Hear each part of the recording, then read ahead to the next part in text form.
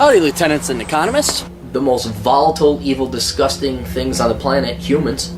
If you have a video request, you can always go to assholeconsulting.com. Yeah, I am gonna charge you, kids. And that is the importance of not fucking up. You are such an asshole!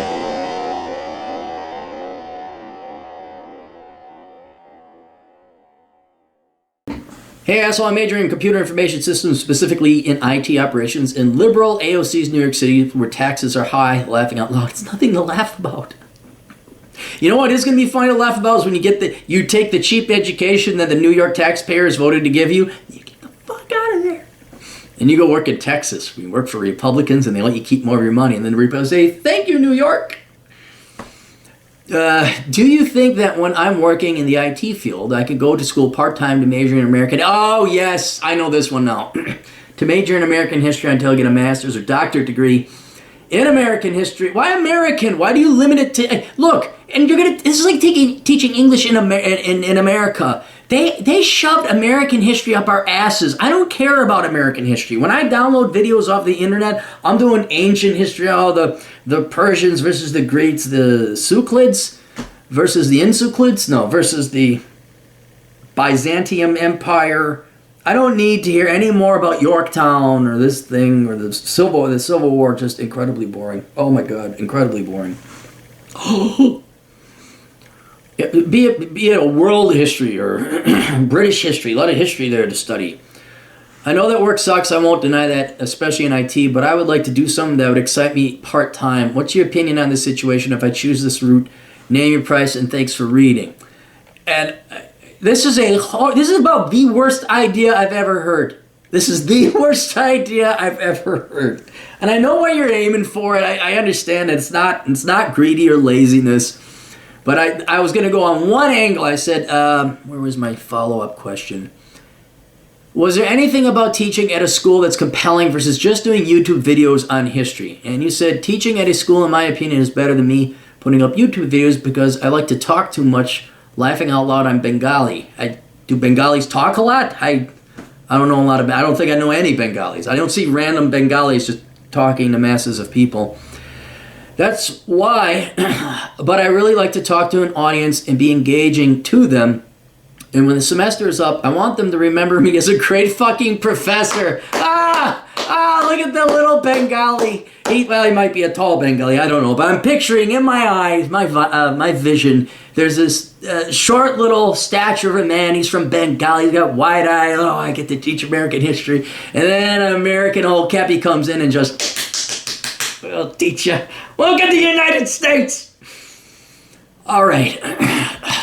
What's wrong with your idea? Let me count the ways. All right. How do we want to go about this? First, teaching is dying.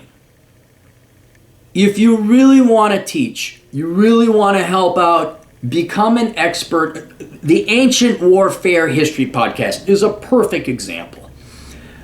They have guys that write scripts about different battles and different things, and it's written by people that, for the most part, do not have doctorates in history. They're just, that's their hobby. They love naval warfare history, or they love Roman history. They love this history. They love Chinese history. And it's always themed around ancient warfare, and it's very well scripted, very well documented. And they reach tens of thousands of people, all right? In my 14 years of teaching ballroom dance class, I think I only taught 20,000. The internet is now the modern day way to reach the most amount of people and do the most amount of good. Right? I think it is an erroneous assumption on your part that it has to be in person, because if you're looking for not aggrandizement, that's too... You're looking for the love and the approval, and I want them to remember me as a great professor. Stefan Molyneux is more widely loved and revered by many, many, many more people than any professor on the face of the planet ever will be. Ever. Unless you're Jordan Peterson, which again, went on the internet. So... That's the delivery aspect of the internet, is you're going to reach many more students. I'd say with better quality, better production, because you actually do seem to have a real passion. Now, this is my passion. You're doing it for the right reasons. There's a selflessness. But if you want people to remember you as a great fucking professor, I'm not worried about that. I have no doubt in my mind you would put forth the effort and time to truly go and study American history, boring as it is, and you would deliver a very engaging seminar. But to have people around, I say, is moot. You will do much better reaching hundreds of times more people with the internet than you will in a physical classroom setting. The second thing is, as I mentioned, the Ancient Warfare History podcast, a lot of these guys don't even have degrees, which means you're going to save yourself a shit ton of time not getting a worthless degree in history, master's or doctorate, all right? Because the internet is not a corrupt, money-raping operation. It is a meritocracy. And you make way more money. Good YouTubers, what's his name? I know you guys always refer him, Dan's Crazy History or something, or Wild Dan, maybe it's not Dan. Dan Carney, Dan Kaplan, Dan something's Crazy Stupid History. Dude, I tried, guys. I tried. Not my cup of tea. But apparently I'm wrong. I'm in the minority. That guy makes way more, hundreds of times more, again, through the internet. I don't even know if he has a degree in history. Just being a better teacher than most of your professors who wasted all that time in history school and history college. And so I think you would have a way better time studying and getting the effective knowledge and education you need to teach online and deliver excellent videos on the internet and stand a better shot at making more money than if you are forced to go, dude, can you imagine what American history is now to get a doctorate? Half your shit you damn well know is going to be this pro-diversity, the white man enslaved them all. Lord knows they're going to ask you, oh, you're a Bengali, how did we oppress you? You'd be like, dude, I think America's great. It's not even going to be about the Civil War, the Revolutionary War, Sam Houston, or Appomattox Courthouse, or Fremont, or other people in the Gadsden Purchase and random shit that's coming into my mind now, and somehow it's tied together in American history. You are going to be forced, half of it's going to be indoctrination, half of it. And it's going to suck, because you can learn so much. Dude, I have learned so much about history, world history, through the internet, because I prefer to listen to superior people. I prefer to listen to the actual history. I don't want to listen to some washed up professor drone on about his personal doped up theories that he developed while high on pot, listening to the Doors in 1968, still has a fucking ponytail, and just tells me about how great Marx was and how evil I am because I'm a white guy, and oh, by the way, here's some token amount of history. No way.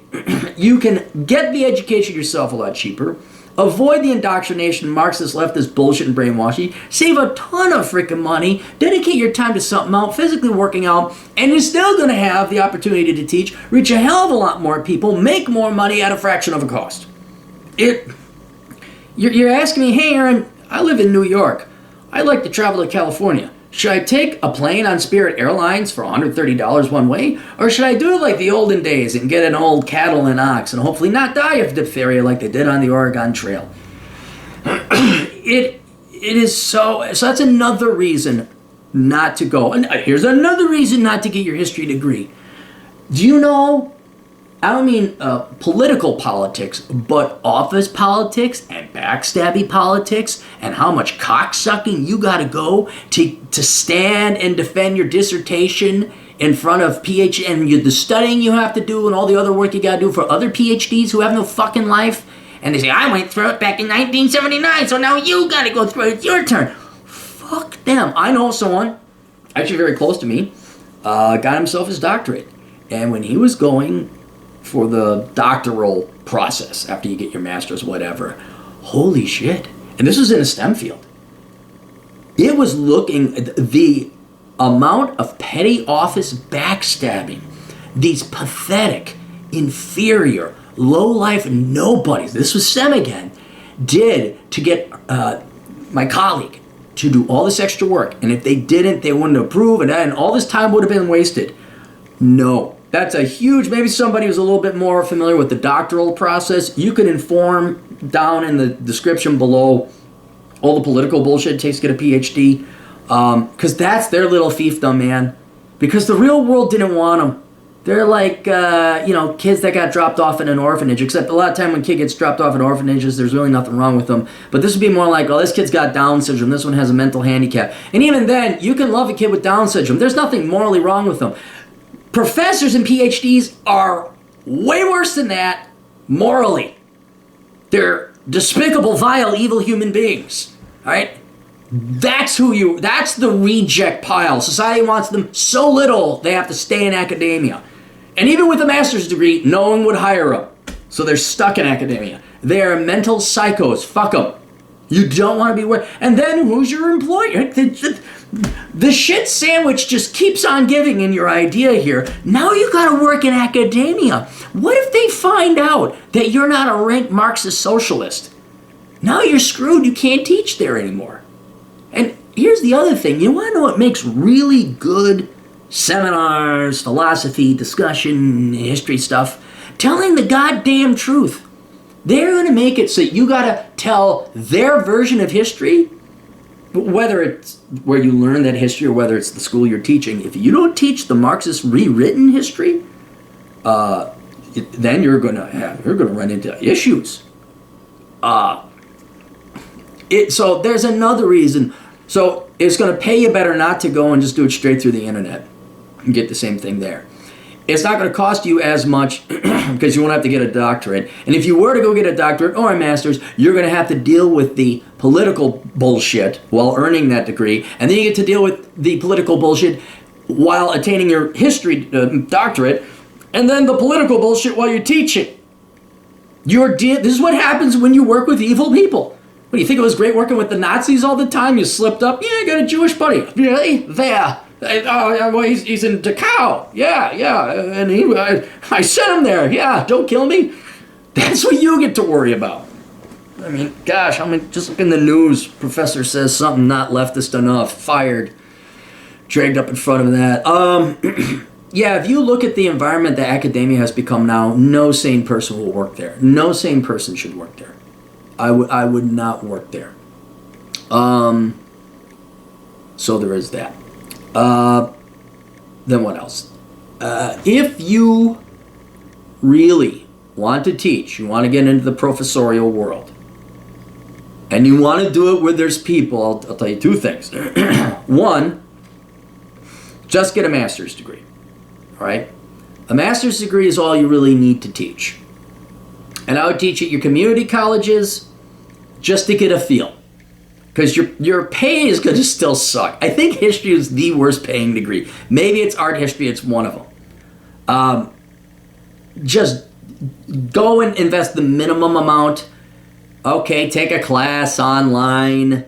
Preferably you could take a class online. You could get your master's online. And then you go apply to teach the nighttime class at history class for Johnson County Community College. All right, fine. I still say you're wasting your time and your money even getting that master's class. But it'll scratch your itch. We had this conversation on the Older Brother podcast today. I don't think people learn unless, Atham doesn't believe people learn unless they pay. And so I think you're going to go down that path anyway, so please do it incrementally. Only get your master's. The doctorate ain't going to pay that much more, okay? Only get your master's, then go teach, and then see if I wasn't right. Well, that's another thing. You think your students are going to be like sit down, shut up, and study 1955 era college graduates? Or they're going to be purple hair tatted up, soy boy morons that are protesting all the time? I mean, maybe you go teach at a Hillsdale traditional college or Auburn, but I have that's another reason. So, but here's the real thing, and hear me out on this first. This is something you can trial run and see if this is the real itch you want to scratch, let alone whether the teaching in-person world is for you. I asked, why don't you teach on the YouTubes? And you said, the real reason I like to talk to an audience and be engaging with them. And I don't want to remember me as a great fucking professor. I totally understand that, and it's a kind of a phenomenon that performers had a lot of my jazz musician buddies had this. I had this when teaching dance class, although I didn't know about it. There's some about being up in front of a group of people and making them happy. All right, be it teaching a dance class, teaching an economics class, performing a great jazz thing, you do get a high. You get a better high when the chicks are hot, but you're going to be teaching in academia, and you absolutely can't. God, I bet you nowadays in community ed, you couldn't even date one of your students. You'd be so Me Too'd out of that right now. I'm so glad I taught in the 90s. Now watch some students go, hey, Eric Larry in 1997, he asked me on a date. Aaron, is that true? Probably, yeah. Show me a picture. Oh, yeah, I would have asked that. Oh, according to the new rules of the Neo-Nazi Feminist Council, you are hereby sentenced to 50 years hard labor. Where was it going? That's what you want. And it's not arrogant or cocky. It's not like, oh, he wants to be loved. There's something really cool about it in front of a group of people. It does give you agency and purpose, and you do feel like you're doing something well. Plus, the internet has not been around long enough as speaking to a group of people, so I don't think it's embedded in our genetics enough to get that same genetic, instinctual hit that you will get. All right? So, to figure out whether that's what you're really going for versus, no, you just have a passion for U.S. history, what I'd recommend is look into your community education programs. Look at your local school districts. Sometimes it's ran through the county. I mean, you're in New York City, so I don't know how they do that there. I'm sure it's fucked to all hell. I'm sure it's in Chicago, it was a private company that ran it. But there's got to be some kind of place where you could try a meetup group too. You can even set a meetup group. Those are a little bit lightly attended.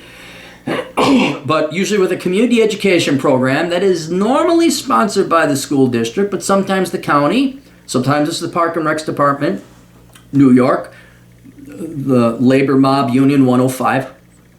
And I would teach IT. Computer safety for grandma.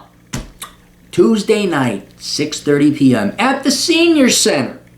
What else could you teach? What is programming? 101. Hosted by Bob. His name's not Bob, but Bob the Bengali. See, there you go. I even gave you a state. Bob the Bengali.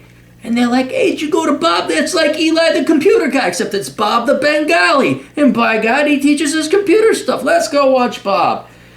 You'll get a group of people in there. Hopefully a critical mass. And don't worry if it's not. If it's 3 to 4 to 5 people, that's cool. It's still enough. See if you like teaching that. See if that is enough for you. Because if it is, and you get that same high, I don't know if you got to go get a doctorate. I had a former friend of mine. This was when every new fad of workout was coming up for girls. First it was Zumba, first it was yoga, then it was Zumba, then it was Pilates. I'm sure we've had 15 new fads come up that you girls all just swallowed whole. And the way I taught dance classes, I just learned it going out and dancing, and then I sent a proposal in, and dude, your competition for community ed is not that hard. She's like, we've never had this professional of a proposal put in. I'm like, what? I put in, I think, like a purpose or objective, background, outline, course description. I mean, it was really basic stuff. You're not going to be running into that much competition. Submit your proposals. Find out who runs it, out of where. Submit your proposals. Maybe this summer's a little soft for those type of classes. But, you're going to school for computers. So yeah, wait till you get some experience. And then once you can start teaching some kind of introduction, and that's the great thing. You don't have to be a super genius in this. You know, cleaning your computer, basic computer stuff that you'll totally have down within a year or two of school. Go and teach at the local community center. See if you like that. If you like it, dude, you just like teaching. You don't have to go and teach U.S. history, all right? Let alone get a doctorate in it. And you're probably going to become better at IT, and I'll tell you this, you teaching IT and computer skills to the public will do a lot better than teaching history. And I think you'll still scratch that itch. Then if you want to do something fun, ballroom dancing was always fun to teach, but you got to learn it. I don't know. Cooking classes, I'm just trying to think of a standard run-of-the-mill things that people taught in community ed, because in community ed, you just got to have the background. You don't need a doctorate. You don't need certifications. That's what this gal wanted to do with her Pilates, yoga. She wanted to get all these certifications so she could put it on her application in this resume and send off to community ed. And I'm like, they don't give a shit. Can you do it? That's it. And then she took it way too seriously. And then you'll know. Then you'll know whether or not you want to. Another thing you could do, student teaching. See if there's a student teaching program while you're still a student. And like you could teach the freshmen when you're a junior, or you run the tutor lab or something like that. See if that inspires you. See if that is something that you could do. And then you'll find out whether or not you want to go actually consider getting a master's in history, let alone a doctorate, to teach in a more professional setting. But man, I cannot think of a worse idea we've had in asshole consulting. I don't think I've heard of anything worse. I should teach in academia, in the liberal arts, because I really enjoy it. And I'm in IT. I just want to do it for fun. Like, oh, no. So there's a difference between teaching and being a professor. A professor doesn't do that. He's just a lazy, no good fuck. A teacher actually teaches, and you don't need to be in college to do that, because there's no education or teaching going on in college, I'm afraid. So, all right, that's it. I'll talk to you later. You ever set up that Bob the Bengali thing, just let me know. That'd be cool to see. Toodles.